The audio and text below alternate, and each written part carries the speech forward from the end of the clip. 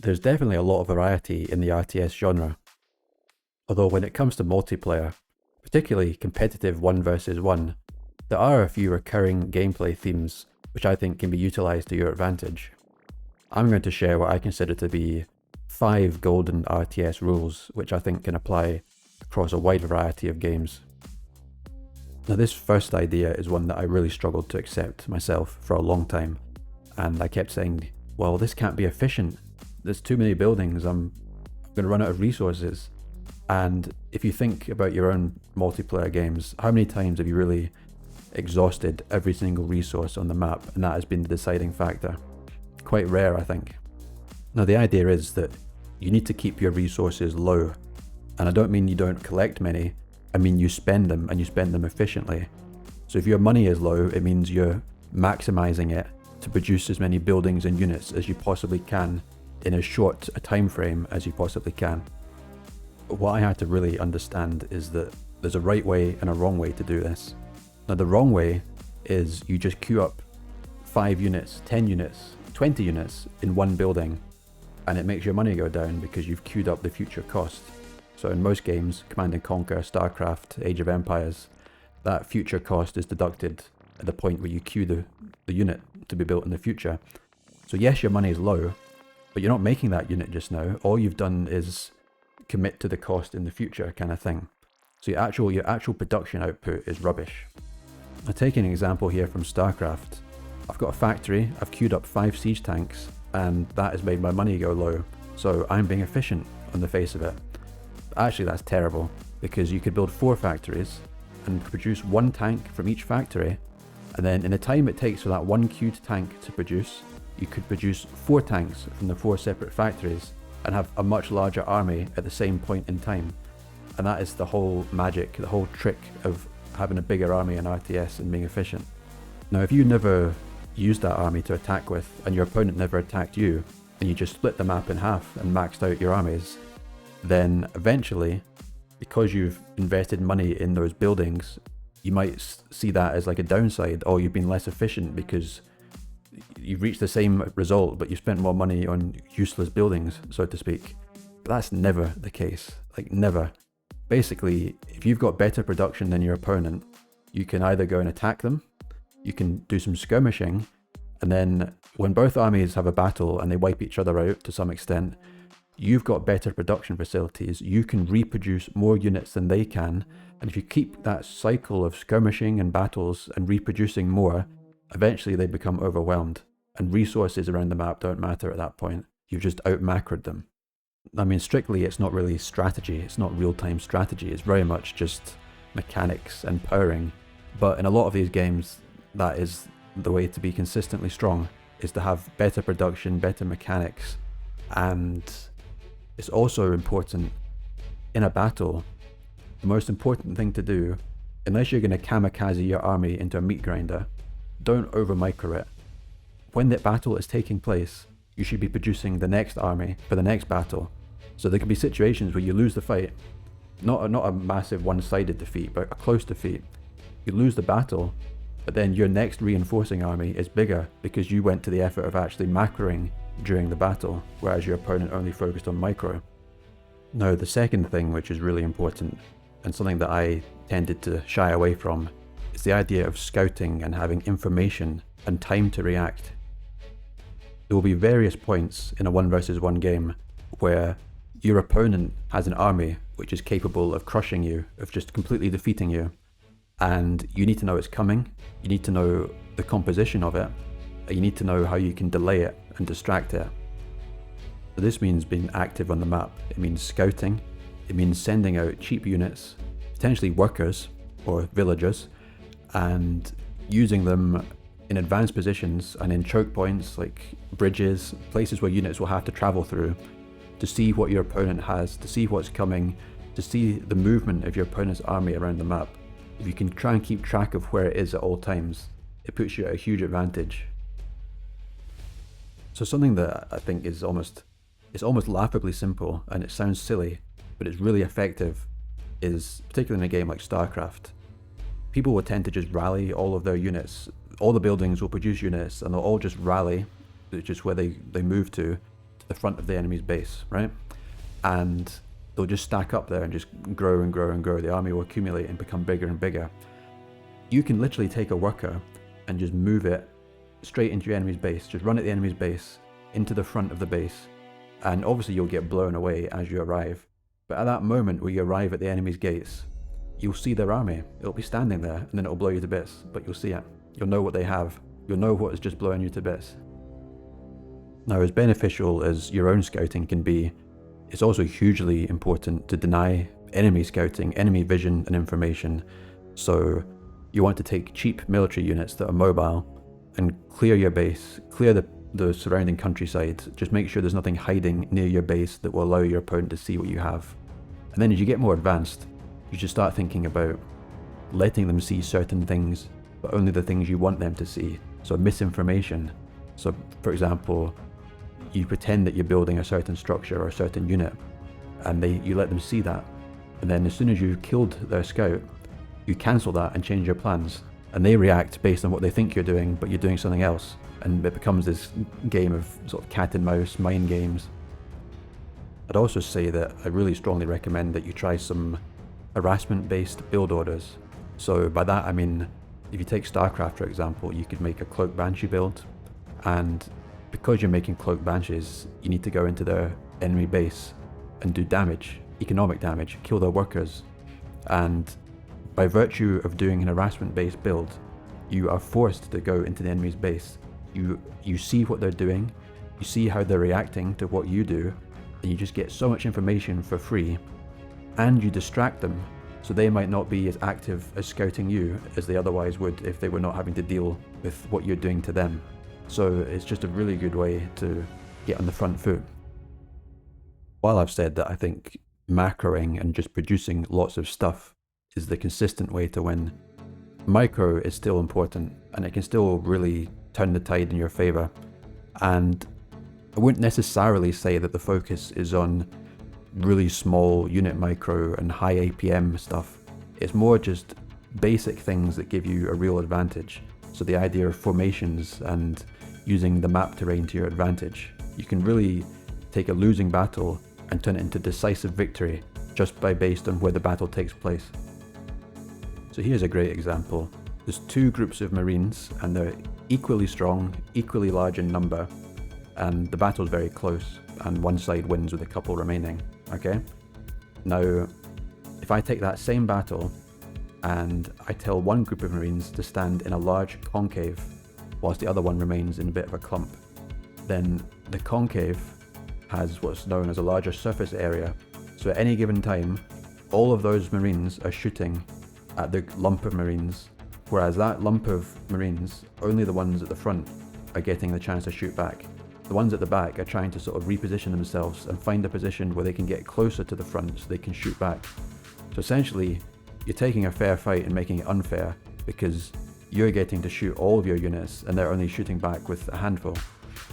And the result speaks for itself. Another good example is in the case of melee versus ranged, where if you fight a bunch of melee units in an open field, you'll get surrounded, you'll get charged upon, and you'll get ripped to shreds. Whereas if you can engineer it so the fight takes place in a choke point, and you hold the choke point, then only the front few melee units will be able to make a connection, whereas all of your ranged units will be able to shoot them as they're queuing up basically to get through.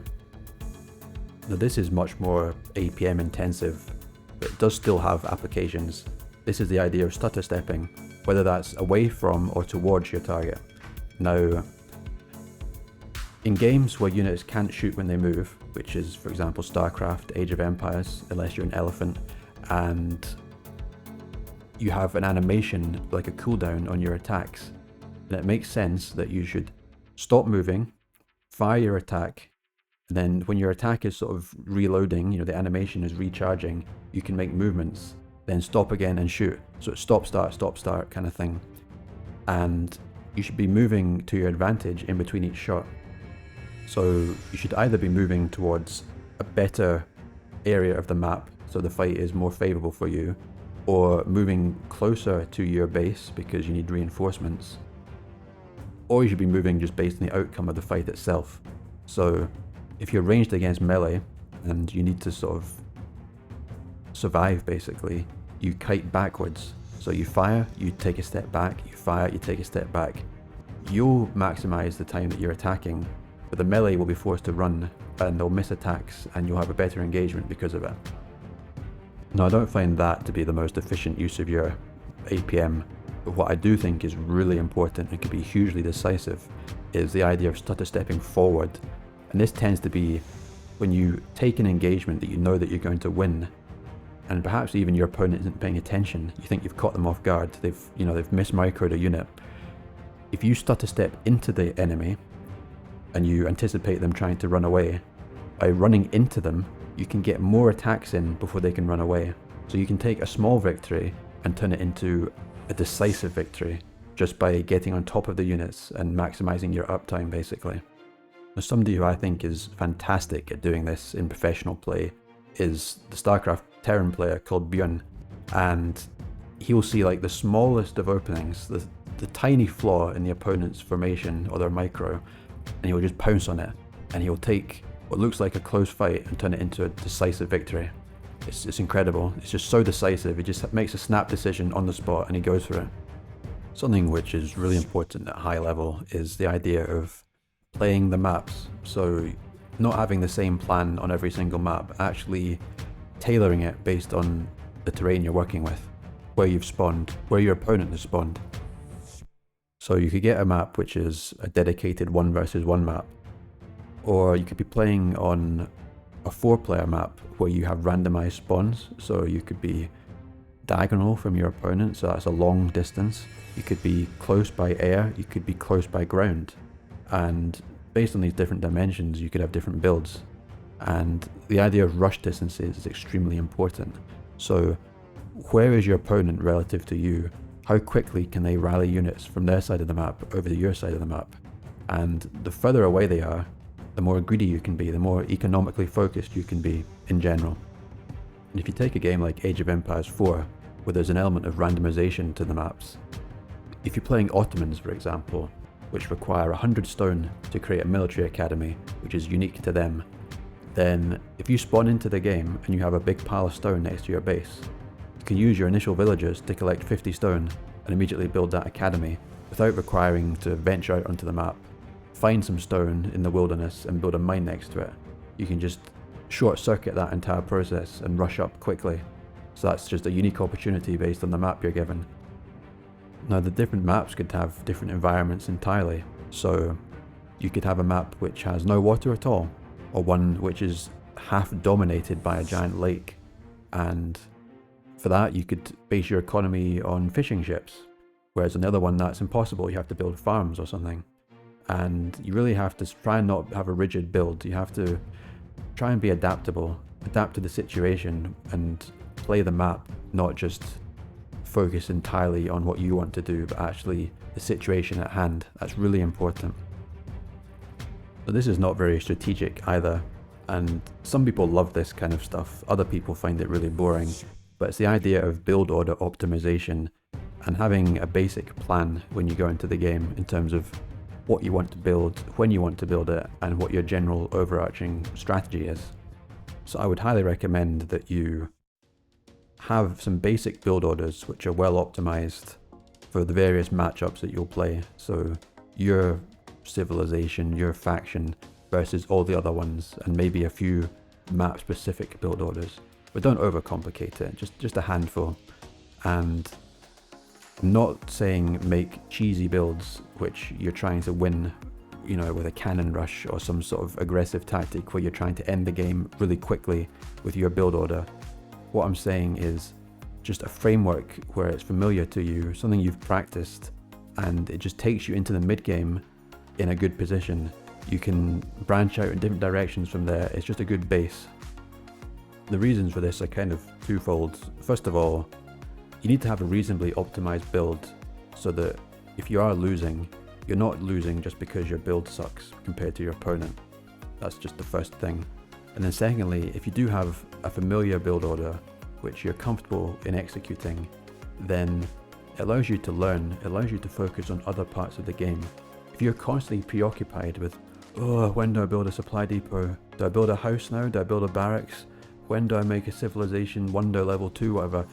If all of that is preoccupying your thought process, you can't focus on learning about strategies and different units and the maps and the various gameplay mechanics, because you're just thinking about the basic mechanical process of putting buildings down at the right time.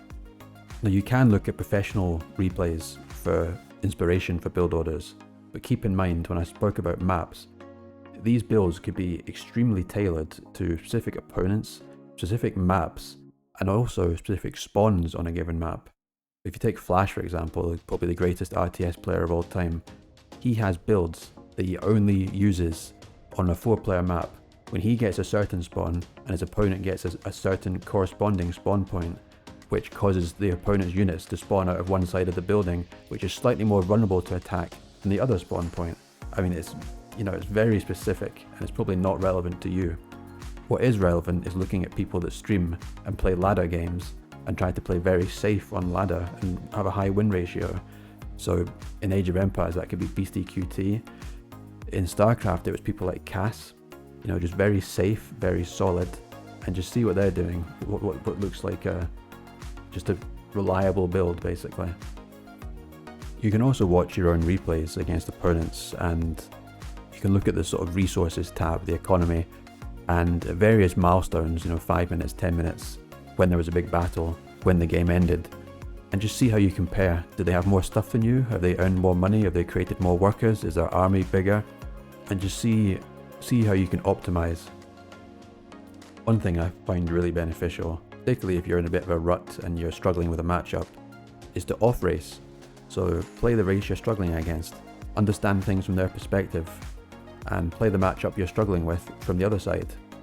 Also, some games actually have ladder rankings based on the different races you play. So you can have a Terran account, a Protoss ranking, a Zerg ranking, all within the same StarCraft account. I think that's really useful. Sometimes you feel a bit sort of, trapped, just playing the same race, the same matchups over and over. So it's good to get some perspective. Some of the very best StarCraft players, they actually can play off races at like a world-class level. And again, speaking of Flash, he actually participated in a tournament recently where he played random. So every match, the game will pick a random race for him, and that will not be revealed to his opponent. So you have a small informational advantage until they manage to scout you. But that really just demonstrated his absolute mastery of the game and of the genre. Now, I'm not recommending you play random. If you do play random, I'm not recommending you do what most random players do, which is just bloody cheese every matchup, which is a complete waste of time for everybody. What I am suggesting is you do some targeted off-race practice from time to time. So if you play Terran and Protoss gives you a hard time in the mid-game, try playing Protoss, getting to the mid-game, and seeing what other Terrans do against you. See how it feels, see what works, see what doesn't work. Get some different perspective on the matchup which is giving you trouble. Now, the final thing I'd cover as a sort of bonus tip would be, it's come to be known as SimCity, which is a reference to the classic city building game. And it's essentially the idea of being deliberate with where you place your buildings, where you place your structures, not just throwing them down in a haphazard manner, but actually creating a secondary purpose for them just based on where they're positioned. Now, the most basic example of this would be the idea of walling off. So if you're against a melee-based opponent and you're ranged and you have a disadvantage if they get into your base and on top of your ranged people, you take the entrances to your base and you wall them off. You construct buildings which block the entranceway. Or rather than a complete wall off, you can do a partial wall off where you take a large entryway and you restrict it with buildings until it becomes a small choke point where there's only a small sort of narrow passage where units can come and go. Similar to the micro example. So you give yourself a positional advantage. If they want to get into your base, they're going through a choke point and they're going to get mowed down by a bunch of machine guns or whatever it may be. Secondly, it's also really important to think about how much space you have to build in and where you put your production facilities versus maybe your technology style buildings. So if you put all of your production buildings in a forward position, near the battlefront, and you lose a battle and you get overrun and the enemies on top of your production facilities, they will just kill each unit as it spawns from the production. So you have to think about that and put your buildings in a place which is protected, where you have the chance of recovering if you get overwhelmed. And in terms of technology buildings and sort of scouting and information, it's probably good to try and hide important research facilities or technology choices, put them in a secluded position, hide them, just anything to try and conceal what your master plan is in terms of your strategy, your technology, your units. And also, depending on the game, if there's like weapons of mass destruction like nuclear missiles and things, you may want to spread out your buildings and diversify them so that one single explosion is not going to wipe out like almost all of your production. So just, I guess the message is, always be deliberate with your unit, your building placement. Always have a secondary purpose to where it's placed. Yes, you're placing it and that's what it does. It makes units, it does whatever. But why did you place it there?